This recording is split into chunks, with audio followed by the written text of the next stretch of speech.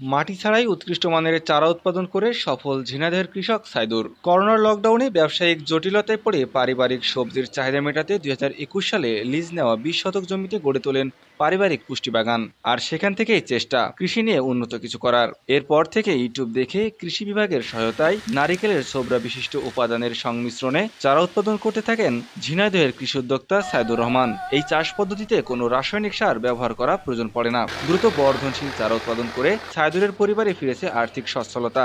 তিনি এই পদ্ধতিতে উৎপাদন করছেন পেঁপে, বেগুন, মরিচ, লাউ, তরমুজ, স্ট্রবেরি সহ কলা গাছের চারা।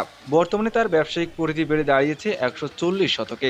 তার উৎপাদিত চারাই তিনিও চাষ করে পাচ্ছেন উৎকৃষ্ট ফসল। শিশু কিশোর থেকে শুরু করে জেলার বিভিন্ন স্থান থেকে চারা সংগ্রহ করতে ছুটে আসছেন কৃষকরা। বলছেন এসব চারার মান ভালো হওয়ায় চাষে সফলতা পেয়েছেন তারা।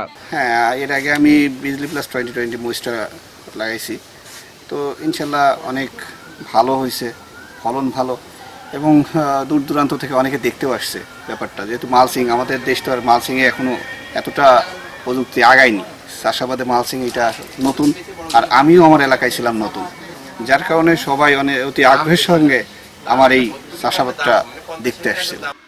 উদ্যোক্তা সাইদুর রহমান বলেন, কৃষকের কথা চিন্তা করেই উন্নত কৃষি চারা উৎপাদন করছেন তিনি। রোগবালাই মুক্ত হওয়ায় এই পদ্ধতিতে উৎপাদিত চারা খুব দ্রুত বৃদ্ধি পায় বলে জানালেন এই কৃষি কর্মকর্তা। উন্নত জাতের চারা উৎপাদন করে জেলার কৃষিকে সমৃদ্ধ করার প্রয়াস সাইদুরের।